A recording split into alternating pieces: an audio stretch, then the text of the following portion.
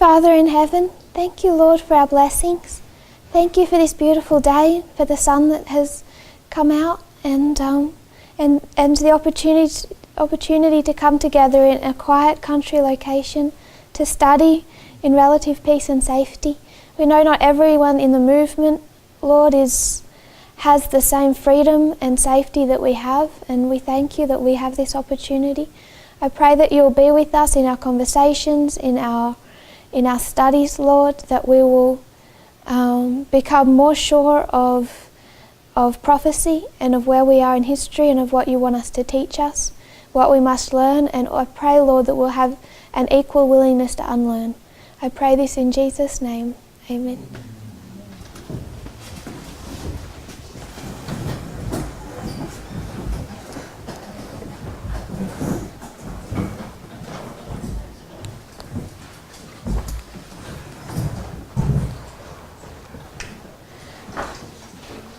When we consider our reform line,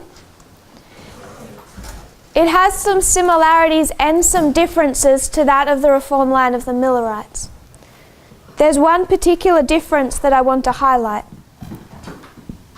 If we were to go to the Millerite reform line, they have 1798, they have 1840, but then you come to April 19, July 21, August 1, August 12 to 17, Exeter, October 22. You have external events on the reform line, but it doesn't have the same import that it does on ours. If we were to lay our reform line underneath this, we also have the growth of an internal message and internal experience. We have 1989. I want to put two others in here. 1818, 1833. 1989, 1991, 1996, 9/11. We know that these two come together. But then we also have other waymarks. We have 2004, 2009, 2012. We can understand 2011 is a waymark on our reform line. Then we have 2014, 2016, 2018, 2019. What's notably different between our reform line and theirs? Here you can understand the role of France and the papacy. We can go into the Middle East and see what's happening in 1840. And I believe there's many more external events yet to be discovered about the Millerite reform line. But when we come to our reform line, it is heavily based on external events. It's 10-year war in Afghanistan. It's what's happening within the United States, Reagan and Bush. You can trace Iran and Afghanistan. You can trace when did ISIS begin? The founder of ISIS was radicalized in 1989 and he had an increase of knowledge on Islam. 1996, Osama bin Laden declares war on the United States. The Islamic message is formalized. 9/11 they strike. 2013, radical Islam splits just like this movement. You can do a line of Islam, you can do a line of church and state, a line of Iran. We can put many lines through the one reform line. And it's all heavily based on external events. July 21, where's the external event in Millerite history? There isn't one. April 19, there isn't one. This is our 9/11. August 1 is 2016. Our whole message is about Donald Trump being the last president of the United States. What I'm wanting us to see is the importance to be historians, that we cannot come down to this history and understand the fulfillment of prophecy without understanding at least the last 40 years. If we want to understand any one thread, we have to understand its progression from, at the very least, from 1989. So if we want to know what a war looks like, what a new mode of warfare looks like, or what church and state coming together looks like, what the issues are, we have to be following external sources. This is why there has to be a true stream of information. Otherwise, it's not just for the Nethinims, we can't even construct a reform line. So I want to give some sources that if you haven't been following the news, I hope you start to see the need to. And the other reason is if someone gives a message that's incorrect and you don't know the external events, you're much more likely to accept it on face value. You have to be able to go back and see that it doesn't fit with history. So a couple of the sources that I think are the best, a quick catch-up into current events. I really like Frontline. I think they're called Frontline for a reason. It's a set of journalists that put out documentaries. There's one that is one of the best I've seen. It's in 2 parts and it's called Putin's Revenge.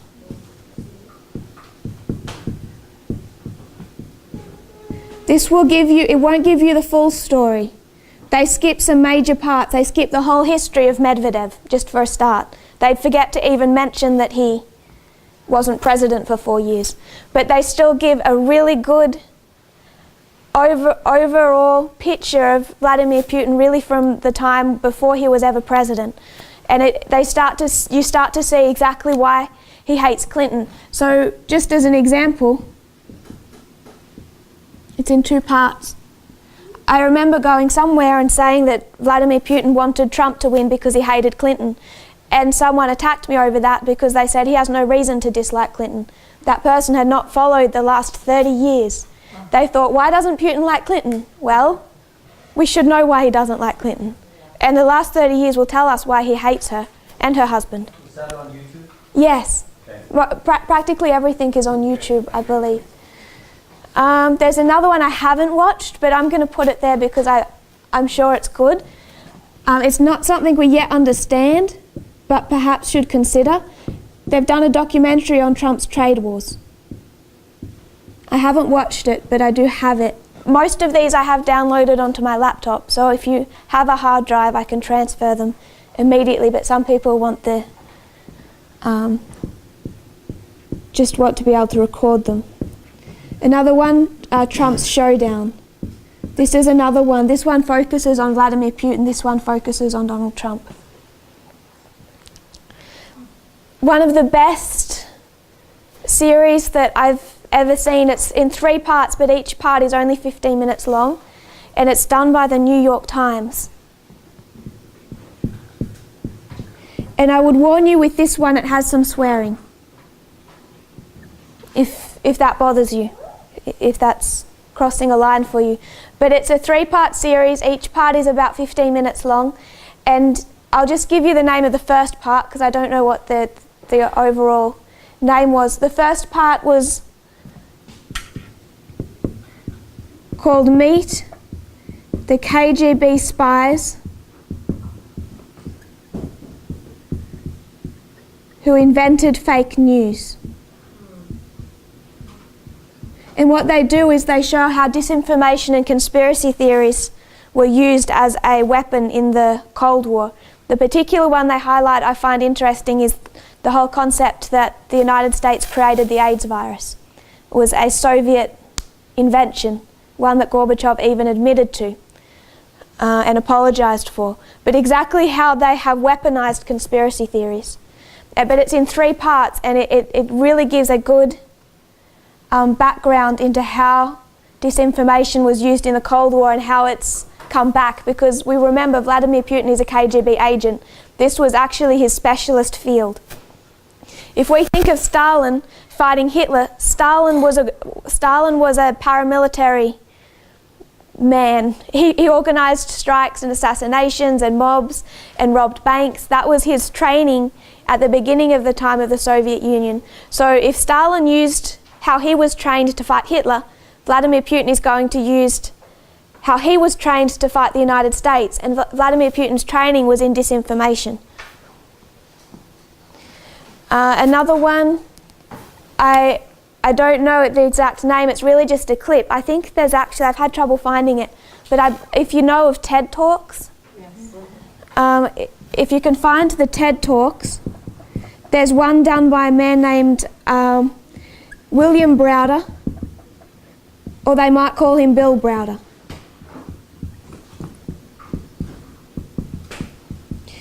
Who knows of this man? Do we know of the Trump Tower meeting? Do we all know about the secret meeting in Trump Tower with that Russian lawyer? There was 2016, before Trump's election, there was a secret meeting with a Russian lawyer, Vasilnitskaya, and the leaders of Trump's campaign team, Paul Manafort, who I think at that point was heading the campaign team, his son-in-law, Jared Kushner. There were others, but really the top organisers of his campaign team met secretly in Trump Tower with a Russian lawyer. Her name is Vasilnitskaya. And when that began to leak out to the press that they had met, Trump and his campaign team went into, or at that stage I think he was elected, they went into damage control. And Trump put out a statement saying that the meeting was about adoptions, that they'd met with the Russian lawyer because she wanted to discuss Americans adopting Russian babies. And everyone thought that was strange. But if you knew the history with Bill Browder, that wouldn't be strange.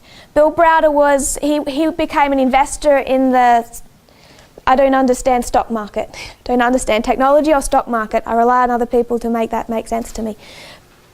All I know is he went into the Soviet Union after the fall of communism and quickly went from nothing to a billionaire because of how he was able to invest in an economy that had just moved from communism and started privatization. So he became a billionaire quite quickly. And in becoming a billionaire at the end of the Cold War, he began to notice a great deal of corruption by the oligarchs. This is when the oligarchs were coming up and becoming powerful. And he started noticing how corrupt these oligarchs were. And he began to investigate them. And he began to investigate them around the time Vladimir Putin became president in 1999. And at first, Vladimir Putin would help Bill Browder. When Bill Browder would uncover corruption, see corruption in Russia and uncover it, Putin would step in and charge those who were corrupt. And then Bill Browder started to notice a change. What happened at that time is Vladimir Putin started bringing Russia under control. He went into a deal with the Russian mafia. So Russia is now a mafia state. There is no separation from their police force and from the mafia. All come under the one head of Vladimir Putin. They're a mafia state. The other thing that he brought under control was the oligarchs. So now, when Bill Browder is uncovering corruption, now he's uncovering Vladimir Putin's corruption. Because now all the corruption of the oligarchs, when they're siphoning hundreds of millions of dollars into their own bank accounts and crushing competitors, now a portion of all of that money, it's kind of a rough estimation what percentage, all goes to Vladimir Putin himself. He's the richest man alive. Bill Browder speculates Vladimir Putin's personal worth between $200 and $500 billion. And he's been able to get that because of his secret deals with the oligarchs. He controls everything in Russia. So Bill Browder started to uncover corruption. It went back to Vladimir Putin. He got shut down in Russia, barred from entering the country. And when he tried to fight back, he left his Russian lawyer. His name was Sergei Magnitsky. This was his lawyer. He uncovered corruption in his own company, where someone had stepped in and charged his company with tax evasion. And what they did was they took out millions and millions of dollars in in taxes that had paid. They called for a tax refund from the government. They got it in one day and they siphoned that off themselves. So they took millions from his company. He left his lawyer there to fight it, Sergei Magnitsky, but now those millions of dollars actually go to the people directly answering to Vladimir Putin. So Putin's now turned from an ally to against him. Long story short, his lawyer ended up arrested, was tortured in a Russian prison, was beaten. They tried to force him to sign a confession saying that he had orchestrated it all, that all the allegations of corruption were made up. When he refused to do that, they tied him to a bed and beat him to death. So they tied him to a bed and beat him to death with metal poles. So that happened in prison. So his lawyer, Sergei Magnitsky, he was a fairly young guy, married, 2 young children. He died in a Russian prison under Vladimir Putin's sanction to cover up for the corruption under the oligarchs. Bill Browder has then made it the rest of his life work to bring in Russian sanctions. So he went to the United States, he travels the world and brings in what's known as Magnitsky Acts. And this is his lifelong work of revenge. He's named it after his lawyer that died. The harshest sanctions on Russia at the time really came because of the campaigning of Bill Browder. So he goes to Germany, to Australia, he went to the United States, and they all brought in Russian sanctions named after the lawyer that the government had killed. So when they introduce the Magnitsky Acts, Vladimir Putin gets angry and he says, okay, if you're going to sanction me with these Magnitsky Acts, his response was to ban Americans from adopting Russian children. It's a strange response, but it was a cruel one. You had all these families trying to adopt babies and they just took all the children from them. So when there was a Russian lawyer, Vasil Nitskaya, tasked with following Bill Browder around the world and repealing these Magnitsky Acts. So when Trump says this meeting is entirely innocent because it's about the adoption of Russian babies, the adoption of Russian babies was directly tied to Russian sanctions. So it's not an innocent thing they were discussing. They were discussing the United States sanctions on Russia and what the Trump administration would do about that if Trump was elected. Then you have the meeting in Helsinki, the first meeting between Vladimir Putin and Donald Trump. That was in Helsinki, 2018. When they were interviewed afterwards, Donald Trump came out and Putin, they stood side by side. And we don't really know what was said in that meeting, but Donald Trump said one thing interesting. He said that Putin was really nice to him and hadn't asked for much. What was the only thing we know Putin asked for at that meeting? Bill Browder. Bill Browder. Give my intelligence services an interview with Bill Browder. This is who Vladimir Putin wants. We only know he's ever asked for Donald Trump for one thing. Those sanctions are crippling. Yes. So they would have had Bill Browder sent to Russia because he lives in the U.S. Is that what? No one knows where he lives. Okay. If you upset Vladimir Putin, no one knows where you live. Okay. The amount of people Putin has had killed, we don't know about. But in the UK alone, I've traced about 15. Most of those are never charged or covered up. It's extremely hard to actually be able to tie those things back to Putin himself. But if you have, I think there was a group, there was like 8 or something, roughly like 8 men, all under one oligarch who fled Russia with money, Vladimir Putin's money. They're practically all dead. They either, I think one of them, they said he got drunk and he kept falling down so many times that he killed himself. No one knows how that happens. One jumped out of a tiny window you can't even squeeze through. The stories don't add up. But you can actually start tracing, and some of them were just obvious murders. But everyone, you can start tracing the thread of the people that have upset Vladimir Putin.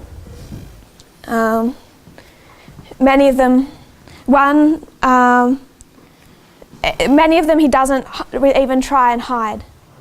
There was one Russian journalist who was investigating the apartment bombings in 1999.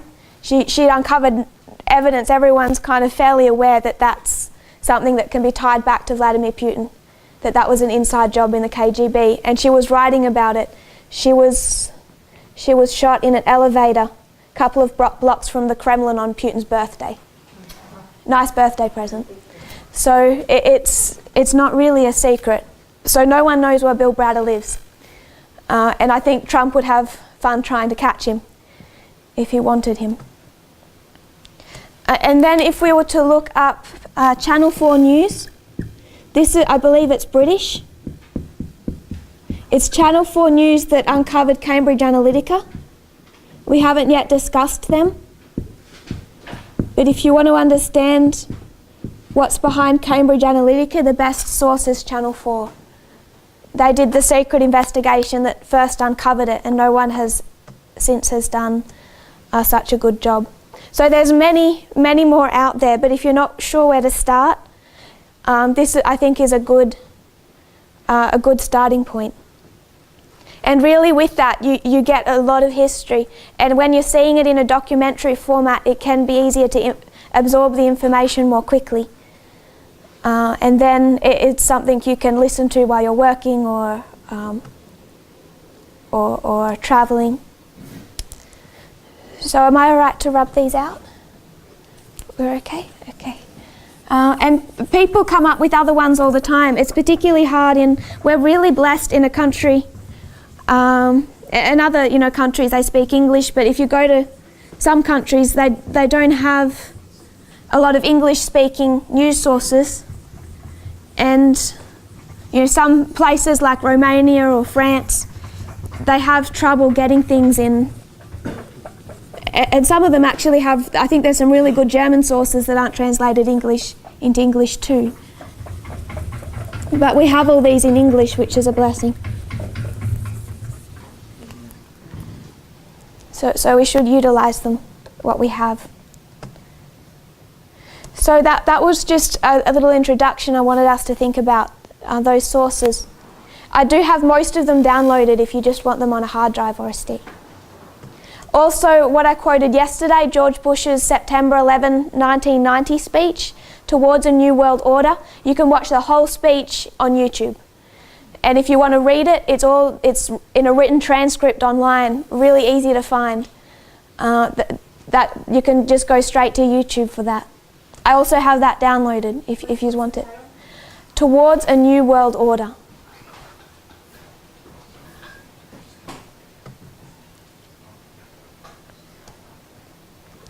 I just want to give a little bit more of revision about this.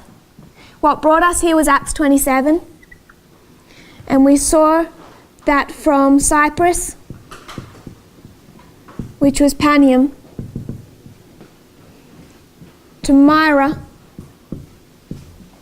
which is Sunday law, you saw the overturning of the United States.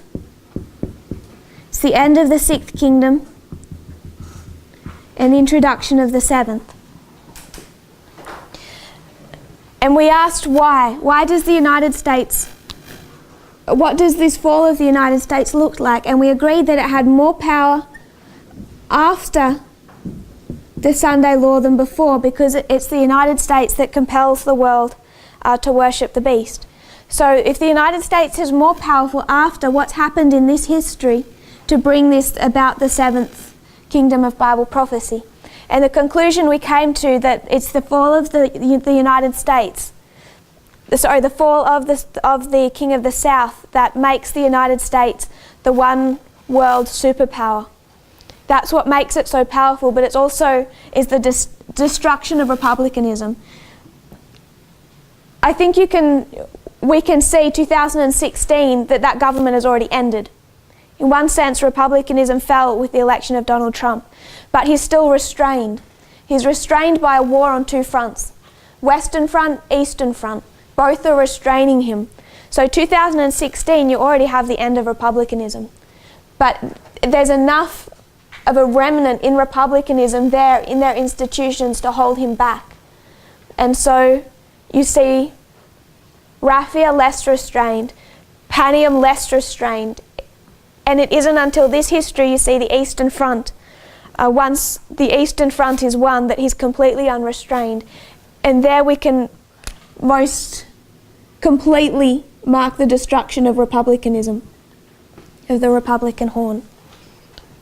But you can build an argument to see it in 2016. One of the reasons that I want to make that argument is because people can want to think that Donald Trump is somehow good in this history and then he does something bad in the future. And I think we can see that he is what he is from the very start. All that's happened is that there's restraints on him.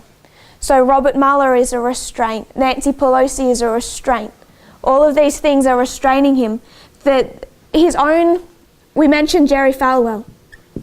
There's 2 years, 2016 to 2018, if we're going to be really rough about it.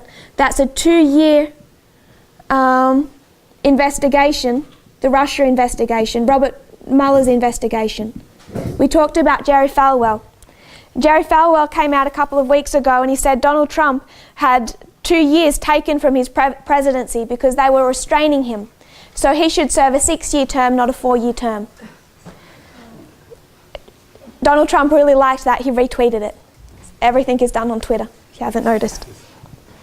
So you have his own base, Jerry Falwell, leading conservative Christian America, to say that Donald Trump should be gifted a 6-year term because he's been restrained. And he's right, Donald Trump has been restrained, but that was a really good thing for us. And the restraint hasn't ended in 2018 because the Democrats haven't stopped investigating. He's still facing restraint, and then when 2019 comes and war on the Eastern Front, that's a different type of restraint. So we lined this up with 1989 because this is another time we see the fall of the King of the South, to 1991. And if there hadn't have been intervention in this history, I would suggest we would have seen the 7th. And if we see the 7th, this is 1991, it's also 2003. 2 Iraq wars. And in 2003 we got a glimpse of what this looks like. And it's George Bush saying to the United Nations, I'm the boss. And I don't care about France or about Germany or about Russia. If I want to invade another country, I will. You're either with the United States or against the United States. But other restraints were brought in. I just want to refer to a couple of quotes. John Lewis Gaddis, he's a Cold War historian. He wrote around the time of the fall of the Soviet Union about what he saw as the key characteristics of this potential new order that George Bush was speaking about. He said that this was namely an unchallenged American supremacy, increasing integration, resurgent nationalism and religiosity. Confusing words. Nationalism and a call back to religion. That's the 2 things that he saw come out of the New World Order. American supremacy with the characteristics of nationalism and a call back to religion. And that's exactly what we're seeing now happening under Donald Trump. Then we read the quote that it had been assumed that after the fall of the Soviet Union, that old bipolar world, bi meaning 2, that it would beget a multipolar world, the United Nations globalism. And many people were afraid of that. The immediate post-Cold World War did not become that. It became unipolar, 1. The center of world power is an unchallenged superpower, the United States, attended by its Western allies. Kind of reminds me back of when I used to be forced to watch chick flicks with my female housemates, and there would always be the kind of school ground, and you would always have that one girl who's really mean, and then there's all the ones that follow her. It really bothers me to see Australia follow the United States the way we do. But that is the kind of supremacy it's talking about. There's just one, but you also see allies. But it did not become this multilateral world that was expected under what we tend to call globalism. I want to refer to, this is a New York Times article. It's a while ago, I think it's from last year. It's titled, The UN General Assembly Updates. So it's talking about Donald Trump speaking before the United Nations. I want to read part of this news article. President Trump, whose apocalyptic speech in his United Nations debut last year riveted much of the world's attention, spoke again on the world's most important diplomatic stage on Tuesday at the UN's New York headquarters. Mr. Trump has alienated allies and sidled up to adversaries, all while he pursues an American-first agenda. Mr. Trump boasted of what he called impressive accomplishments in the United States and around the world. Quote, quoting Donald Trump, "In less than 2 years, my administration has accomplished more than almost any administration in the history of our country." The UN world leaders burst into laughter. Watch it on YouTube. This is on YouTube. He goes silent and then he says, "I did not expect that reaction." Then he begins to list his complaints, and his complaints are about globalism. He said, "Globalism is a threat to American sovereignty." Mr. Trump rejected the legitimacy of the International Criminal Court, echoing recent statements by top aides like John Bolton, his national security advisor. "As far as America is concerned," Mr. Trump said, "the court, which prosecutes war crimes and crimes against humanity, has no legitimacy and no authority." So the UN court that is tasked with investigating and prosecuting war crimes can touch virtually any country except the United States. They actually tried, I think it was only about a month ago, tried to investigate the United States for war crimes, and it was made very clear to them the United States would not cooperate. We're untouchable.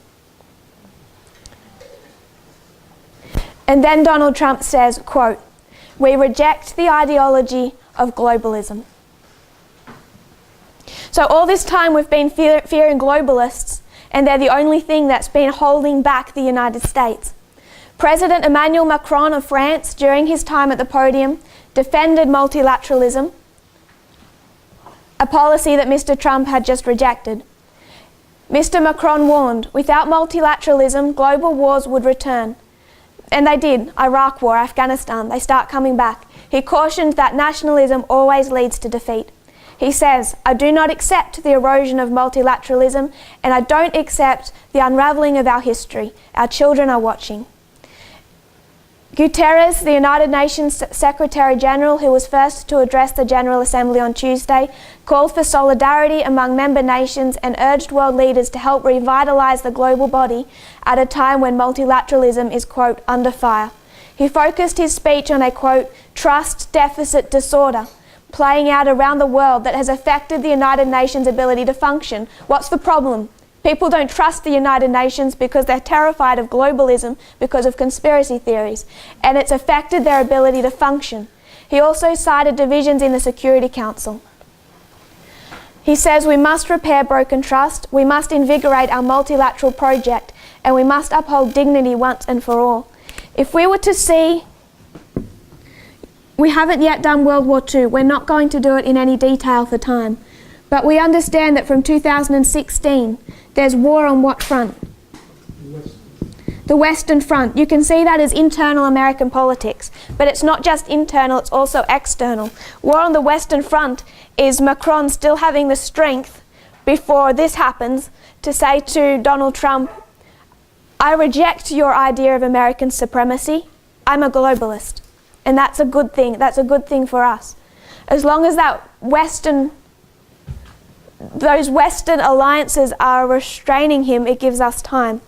And we understand that that continues through and is joined by the Eastern Front when we see the conflict begin with Russia at Rafah.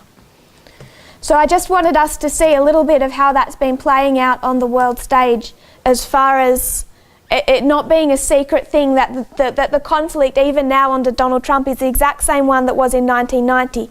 And a problem between whether or not the world becomes multilateralist or unilateralist. Really, the world under the United Nations, alliances like the European Union, or under American supremacy and nationalism. And we know from prophecy that it's nationalism that will win out. Populism. So I want us to go back to Acts 27. What's the theme of our ship? What's its story?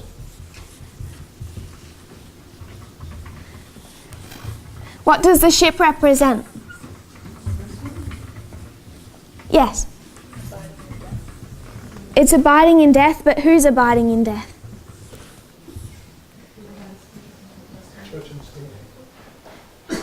Church and state. The United States institutions and Adventism, its institutions.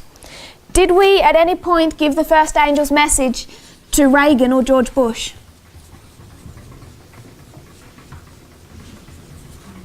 In 1989? No. So straight away we should start to see, what about our reform line? It's symbolic. It's showing us the path not of people, but of an institution. So Caesarea, you can mark Felix to Festus and Agrippa. It's the United States and Adventism. Then we saw 9/11.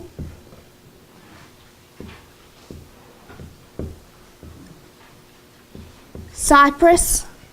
Sorry, this is Sidon.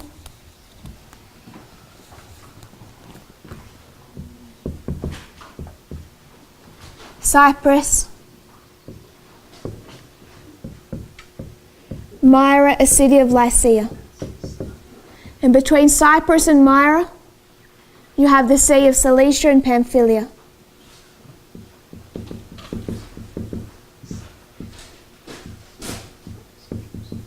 And if we were to put this dates to these, 1989, 9/11, Panium, Sunday Law. And our line ends at Sunday Law, because that's where we mark the end of those institutions.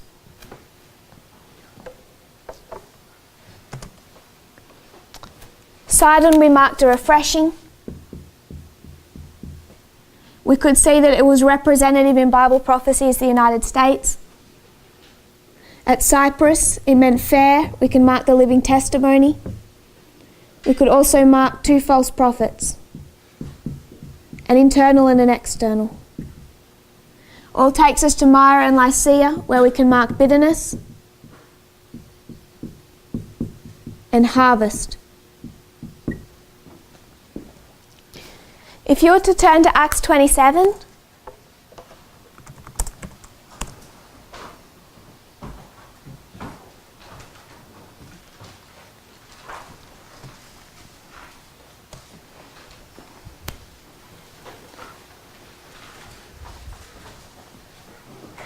we'll start in verse 5.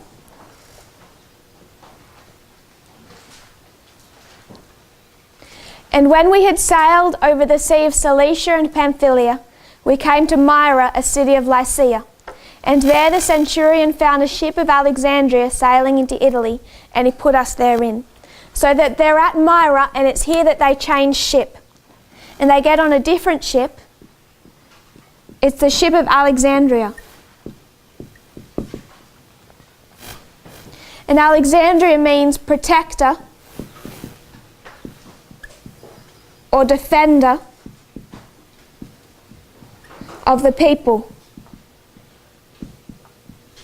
So is this a good ship or a bad ship? It's a good ship. The ship of Adramyttium, you could see is a bad ship, but the ship of Alexandria is a good ship. We can mark it in Myra. I want us to skip down some because we need to work through this logically where it fits on our reform line. If you were to go to chapter 27, verse 14.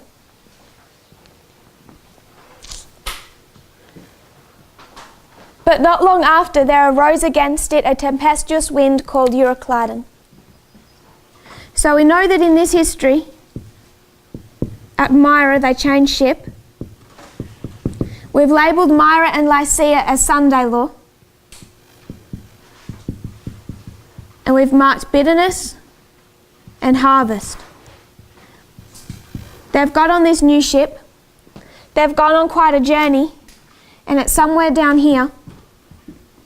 When they come to into this part of the sea, they hit a tempestuous storm known as Euroclydon. And what does Euroclydon mean? East wind. It's from two words, Euros, which means an easterly, and Klydon, which is cyclonic. So it's like an easterly cyclone. So the east wind strikes and it nearly destroys the ship. Where do we mark the east wind on our reform line?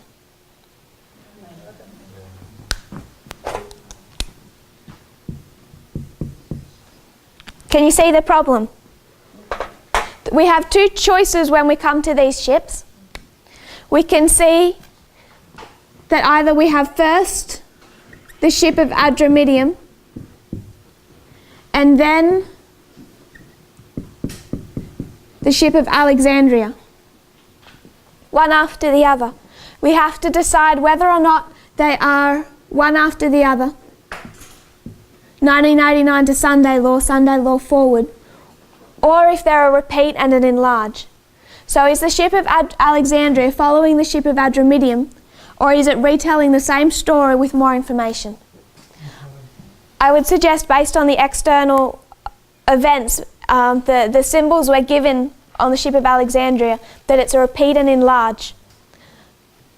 So if Euroclydon hits, it's the east wind and it's 9/11. What is Myra and Lycia? What's the bitterness in the harvest before 9/11? When do we mark a harvest before 9/11? What's harvested at 1989? If we were to step back, we've skipped quite a few verses. So we marked Euroclydon in verse 14. If we were to step back to verse 8, this is where they are just before Euroclydon. It would be the last waymark we could mark. It's Lycia. And hardly passing it, they came unto a place which is called the Fair Haven, nigh whereunto was the city of Lycia. And here they spend quite a long time. Lycia has a couple of meanings. The clearest I like is it means wise. At Lycia, what does Paul do? Continuing to read. Now when much time was spent, and when sailing was now dangerous, because the fast was now already past, Paul admonished them, and said unto them, Sirs, I perceive that this voyage will be with much hurt and much damage, not only of the lading and the ship, but also of our lives. Nevertheless the centurion believed the master and the owner of the ship, more than those things which were spoken by Paul. And because the haven was not commodious to winter in, the more part advised to depart thence also, if by any means they might attain to Phenice, and there to winter. So at Lycia, what does Paul do? He goes to the leadership and he gives them a message, and it's rejected. Where has he done that before? 1989. So at Caesarea, Paul gives a message to the leadership and they reject it. At Lycia, the one other place in this chapter, Paul gives a message to the leadership and they reject it. It's also where we mark the wise, and if we're going to repeat the parable of the 10 virgins, this is where we would mark its beginning. So if Lycia is 1989, what is Myra? Where would we mark harvest? Before 1989.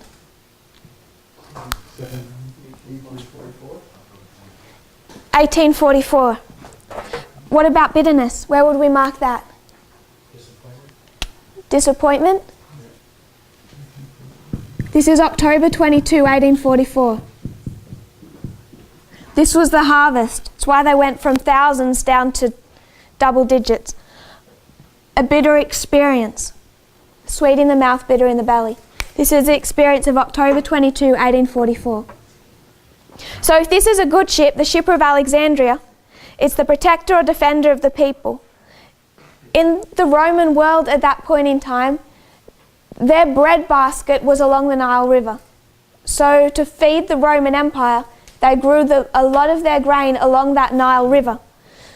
And they would then transport it up to the city of Alexandria into massive grain silos, loaded onto ships that were known as the ships of Alexandria, and then transport it over the Roman Empire.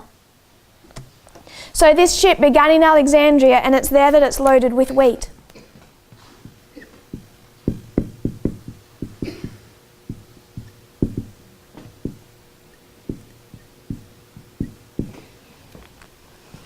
You can see that it's loaded with wheat because if you were to scroll through that chapter, go to verse 38. Look at verse 38. They're going to lighten the ship, which means they're going to throw out the cargo. When they've eaten enough, they lightened the ship, they threw out the cargo. What did they throw out? The wheat. That's what was loaded on top of into the ships of Alexandria. This ship did not start in Myra. It started in Alexandria, where it's filled with wheat. So what's Alexandria? 1798. What begins in 1798?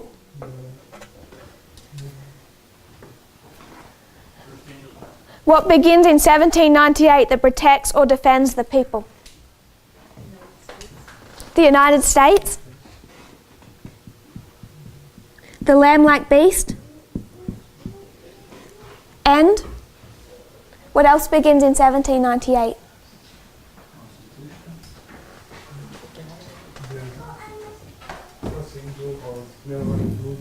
The Millerite movement? I'm going to call it Seventh-day Adventism, even though they don't yet have the seventh day. That's what's beginning in 1798. So these two ships, Adramyttium, what does this ship represent? The United States and Adventism. The ship of Alexandria, what does it represent? The United States and Adventism. The ship of Adramyttium, Caesarea, it's the fourth generation. All the way through you can mark the fourth generation. It's a bad ship. It is in a dead condition and it chooses to abide in death. But we do a repeat and enlarge, and it's a good ship. It protects or defends the people. In 1798, the United States is not in a dead condition and abiding in death. Adventism is not in a dead condition and abiding in death. You can't put the ship of Adramyttium in 1798. But in 1798, the United States and Adventism are protecting and defending the people and the message. So if you're going to see the United States and Adventism as good, you don't mark it beginning in 1989, you have to begin it back in 1798. So in 1798 you can mark the United States and Adventism. 1844, for Adventism you see a bitter experience and a harvest. What happens to the United States in 1844?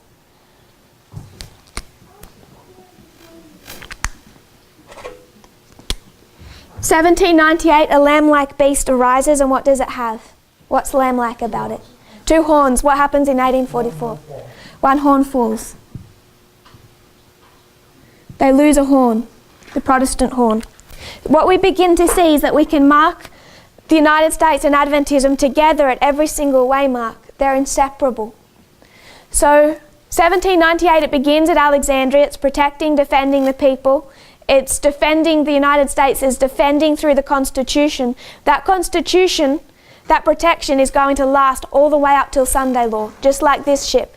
So the United States, while it's also a bad ship, it is also a good ship all the way till Sunday law. It has to be good till Sunday law because it's not until then that you see the Constitution fully overturned.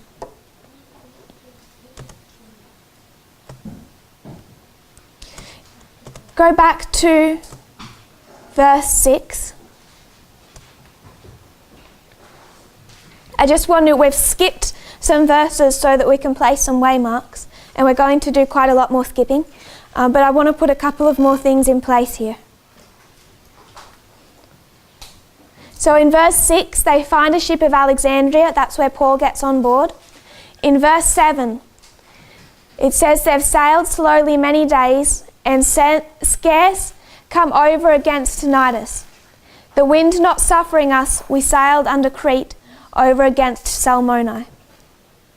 So they've left from Alexandria. They've passed Myra and Lycia, which means bitterness and harvest. They come over against Cnidus.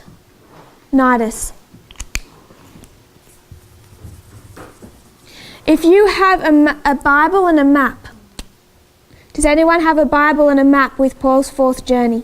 Also want to note, this is what number of Paul's missionary journeys? This is number 4. The number 4 becomes a repeating symbol. I think that's something that's been well established. Does anyone have a Bible and a map? Yeah. My brother. What does the ship do at Cnidus? So it sets sail in 1798. They have a destination, Rome. They're following a set course. You can actually see from his third journey the kind of direction it was meant to go. From 1798 through 1844, they're following this course. They get to Cnidus, and then the verse tells us they didn't have a very good wind. And what do they do when they have a not very good wind? They change the course of direction and head south. So they have a set plan, a route that they're meant to take. They're taking it consistently from 1798, and then there's difficult winds. What are winds in the Bible? Strife. So there's external strife, and that causes them to change the direction of the ship. What's the external strife after 1844? The Civil War, 1861 to 1865. If we were to mark Adventism going off course, where would we mark it? 1863, in the middle of external winds or strife. And you can mark it for Adventism. You can also mark it for the United States. 1863 is when they form the National Reform Movement. Everything goes wrong from 1863, internally and externally. So they have a set course that they're meant to be going on. It's in 1863 that they head south. They head under Crete. Crete means fleshy, of the flesh. I would suggest you could call the Laodicean condition. There's also Salmoni. It has the concept of a flood. I'm going to write flood. It's not quite flood, but it's like like the tide. It's the concept of a wave of the ocean that's going to sweep over a rock and then wash sand back in. It's a wave that would wash over the shore. In that sense, I would suggest it's the same way as we describe the flood. So between 1863 and 1989, this is how many years? It's a 126, and what's the 1260 a symbol of? Persecution. What's our persecution? What are we drinking in this time? The wine of Babylon. It's papal persecution, but it's through doctrine. So we have fleshy and we have the flood. But it's at Cnidus that they go off course. Question. Does the United States ever get back on course? No. No. I don't know what it's like here. I just know what it's like in Australia. I've heard this taught, and I believe it's accurate, that we talk about the 4 generations of Adventism, and we can see that in 1863 there's the rejection of the 25-20, but we get down into our history, and I remember a discussion that my mother had with our church pastor. She made a comment in Sabbath school that shook him, and he came to speak to her. He was not, he didn't like what he knew we were teaching, but he had no understanding of what it actually was. It just scared him. And what scared him was that she spoke of a close of probation, and he'd never heard that there was any such thing as a close of probation. He'd been through Avondale, our main pastor training university. All through his training, he'd never ever been told there was such a thing as a close of probation. I've lived with really lovely Adventists who'd never heard of the statue of Daniel 2, let alone understand what it is. They wouldn't be able to tell you what the 2300 days even is, let alone where it starts and ends. I know it's different in different countries, and some are better educated on our history, but in Australia that's what it's like. We've come down into our generation, and it's gone past rejecting the 2520. We come down into here, and we actually have no concept of what Adventism even is, us being the nominal church. So I just want us to consider that what we're doing at every waymark is taking two institutions, the United States and Adventism, and we're comparing and contrasting them, which means that they're having similar experiences. They start at the same time, they both go through a difficult experience, they both go off course. So when we consider the United States, we're down into this history, and Donald Trump is saying he wants to make America great again. How many people in America or outside America knows what that even means? They have no concept of what the United States is meant to be. Any more than nominal Adventists who have not had some type of particularly good influence have any understanding of what Adventism was meant to be. And this is one of the reasons I think it's important to revisit these time periods, and what Brother Tyler is doing, looking at the Constitution and trying to revisit this, because there is an ignorance for both of them. And people think, particularly conservative Christian Protestant America, think that they know what the United States is meant to be. But they're in the exact same condition as Adventism. If this is absolute darkness, fourth generation, everything is eaten. For the United States, it's fourth generation, absolute darkness.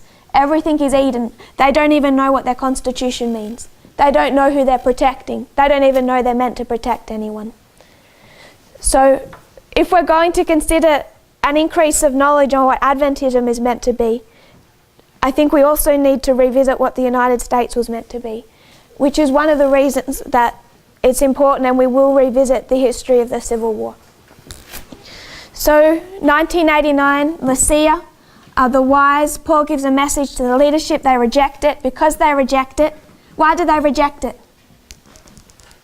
If we were to go to... They believe the master and the owner, but they haven't yet left the port. When do they leave? It's in verse 13. They're at Lycia, verse 13. And when the south wind blew softly, supposing that they had obtained their purpose, loosing thence they sailed close by Crete. They leave from this port because of why? Question. If your ship, is wind good or bad? Is the east wind good or bad? So it depends. If you're a ship, you want wind. Otherwise you don't go anywhere. But you want the right wind. So for the ship, the south wind comes, it's a soft wind, and it's in the direction that they need to go, or that they want to go. It's not the direction they should go, but it's the direction that they want to go. So the south wind comes, and they choose to leave the port at Lycia, and they're going to go on their journey. Paul has warned them, don't do this. This is going to end badly. But they won't listen to him. They insist on setting sail anyway. There's 4 winds in Bible prophecy for the 4 directions of the compass. If the east wind is Islam, what is the south wind? The king of the south. So in 1989, is there a favourable south wind? Favourable for the king of the north? Yes. So there's a favourable south wind, and that is what makes them leave a safe port that they should not have never left from, and they go on their journey. And Paul warns them, if they do this, Islam's going to strike. If you take advantage of this south wind that's blowing, and you go on the course that you want to towards a new world order, who's going to come up against you? Islam. Ellen White speaks about this, and she gives us an important principle. She says that if there's, in that part of the Mediterranean, if there's a good south wind, you can be sure that the east wind is coming. It's a pattern. So when we say that at Panium is 1989, and there's a good south wind, what's coming? It has to be Islam. And she tells us that it's a repeating pattern.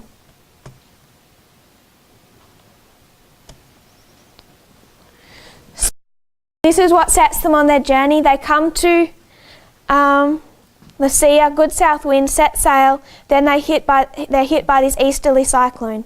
And then we're blessed in our fellowship group in Australia by the presence of a shipbuilder.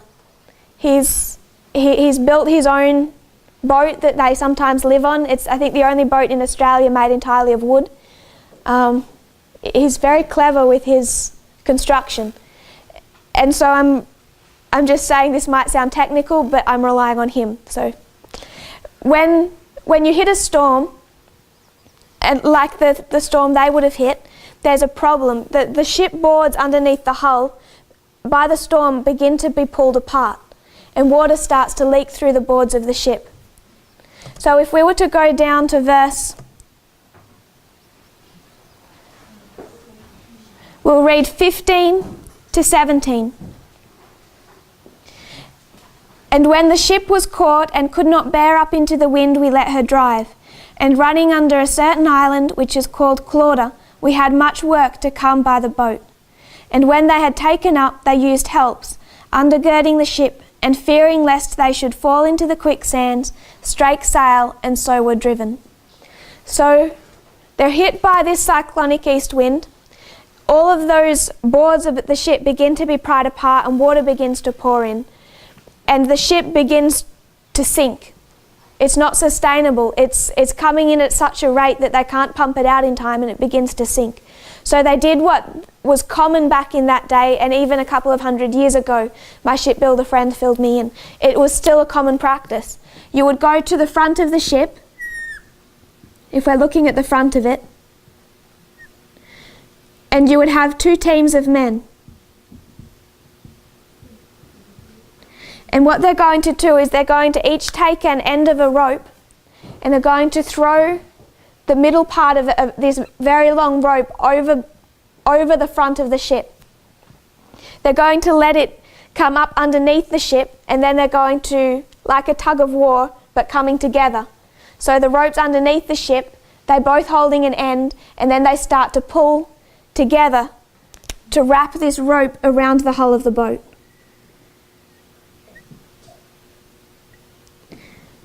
And they don't do this once, they do it over and over and over again until all of these ropes are pulled as tightly as they can get them, start to press the boards back in together again. So the boat is literally being held together by rope. Ellen White tells us that it's still leaking constantly. They have to work at the pumps day and night to keep the water out, but now it's sustainable. They can pump it out in time before it sinks. So this is what it means to undergird a boat. Rope after rope. It'll tell you in the dictionaries, but I didn't just want to trust the dictionaries for that. So it was nice to have a bit of history. So after 9/11, what begins to hold these institutions together?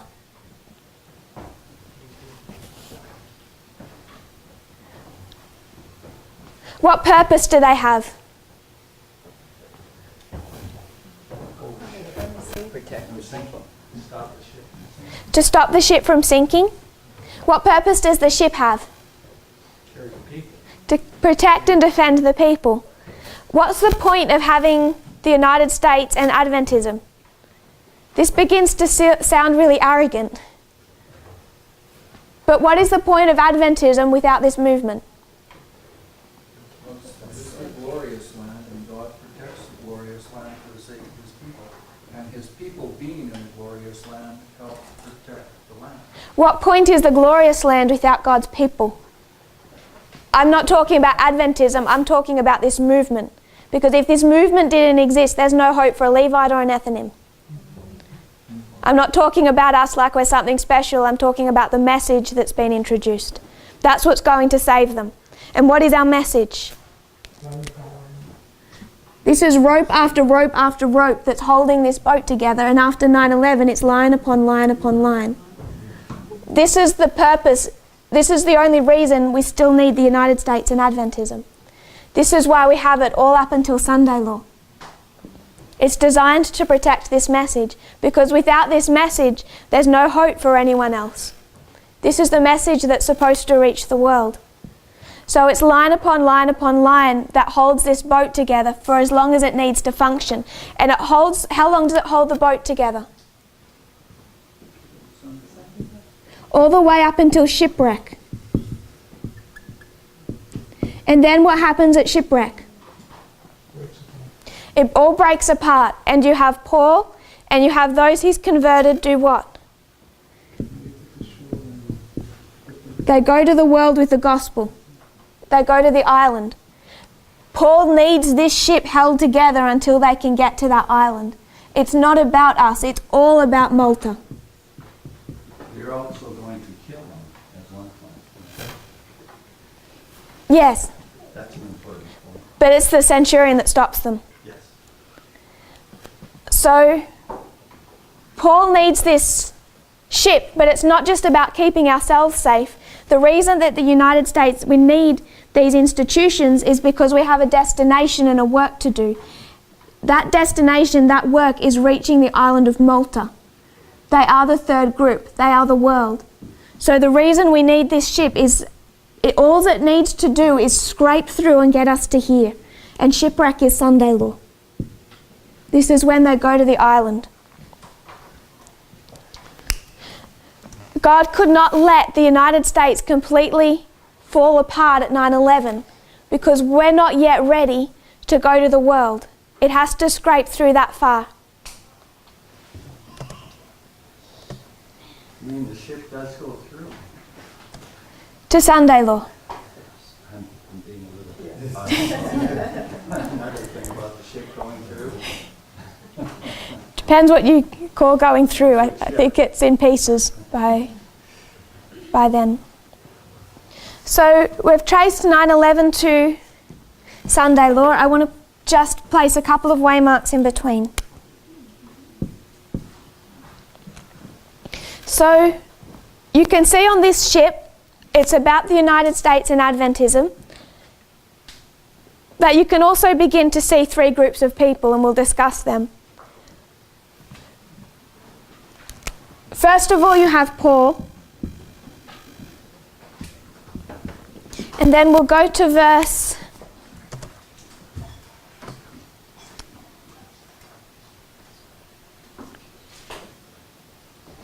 'Okay, we won't do that yet. Go to verse 27.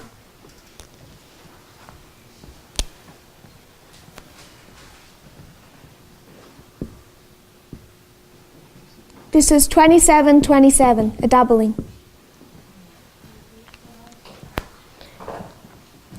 When the 14th night was come, as we were driven up and down in Adria, about midnight, the shipmen deemed that they drew near to some country, and sounded and found it 20 fathoms. And when they had gone a little further, they sounded again and found it 15 fathoms. So it's the 14th night. Where does that take us to in Millerite history?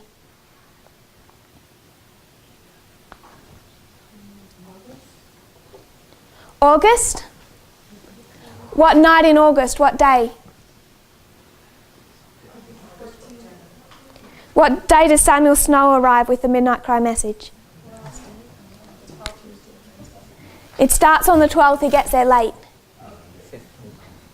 He presents first on the night of the 14th. He arrives on the 14th night. So he gets there on the night of the 14th, he presents the message, but it's shorter. It's really on the 15th that he gives the full scope, which is why we talk about August 15. It's first given at his arrival on the night of the 14th.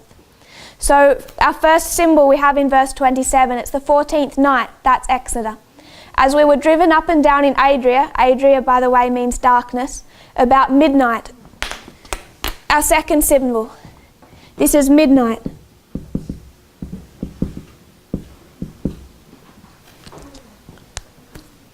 The shipmen deemed that they drew near to some country. So, if we were to skip back a little, we were to go back to verse 20. Skip back to verse 20, and we'll fill in some gaps. And when neither sun nor stars in many days appeared, and no small tempest lay on us, all hope that we should be saved was then taken away.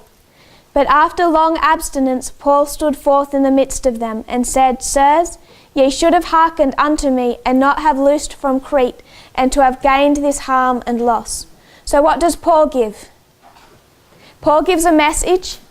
I wanted Mark that also says he's in the midst of them. Midst is midway. For there stood by me this night the angel of God, whose I am and whom I serve, saying, Fear not, Paul, thou must be brought before Caesar. And lo, God hath given thee all them that sail with thee. Wherefore, sirs, be of good cheer, for I believe God that it shall be even as it was told me. Howbeit we must be cast upon a certain island. So, somewhere between Euroclydon and the night of the 14th, an angel comes down and gives Paul a message. And what's the message?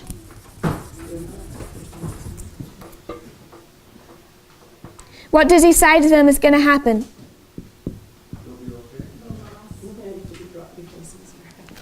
What's going to happen to the ship?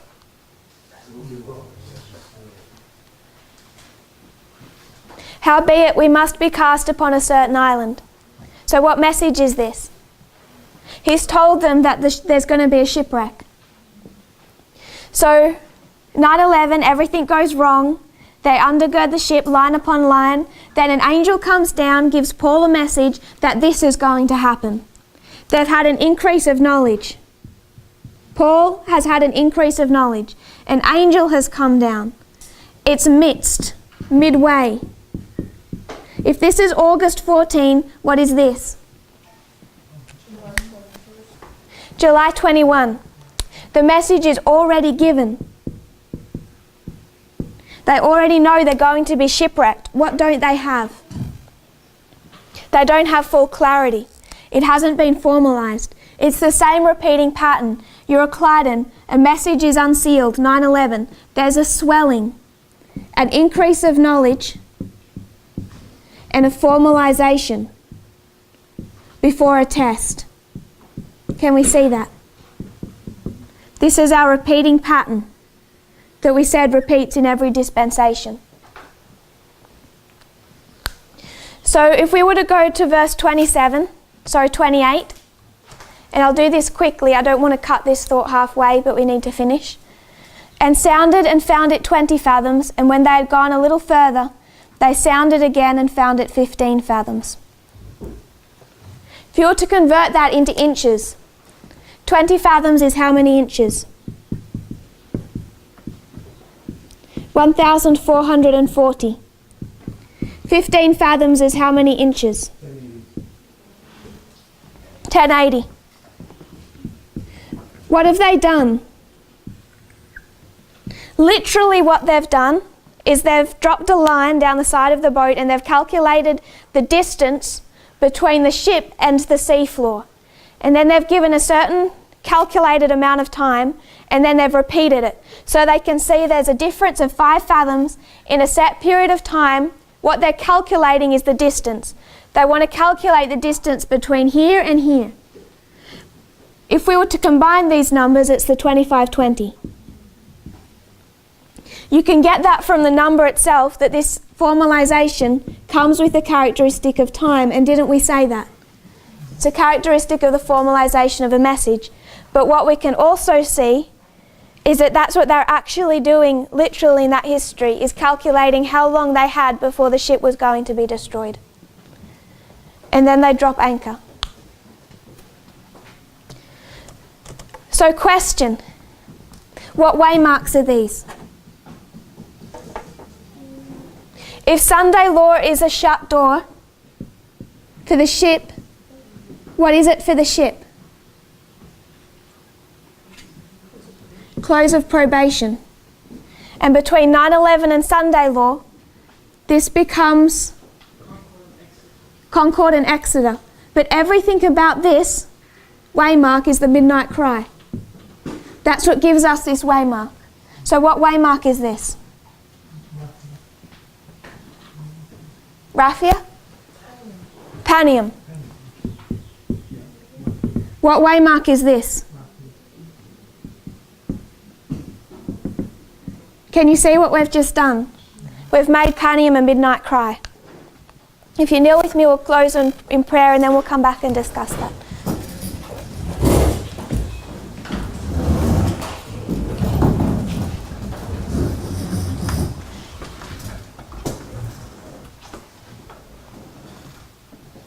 Dear Father in heaven, thank you for our blessings. Thank you for the sunshine. I pray that you'll be with us as we continue to fellowship and to study. In Jesus' name I pray. Amen.